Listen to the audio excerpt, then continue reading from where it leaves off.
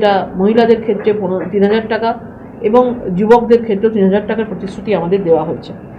ধান, আলু, আম চাষে বিশেষ সরকারি সাহায্য এবং কৃষকদের জন্য ফসলের ন্যায্য মূল্য সুনিশ্চিত করা হবে। রাজ্যের প্রতিটি মৎস্যজীবীকে প্রধানমন্ত্রী মৎস্য সম্পদ যোজনার অধীনে নথিভুক্ত করা হবে।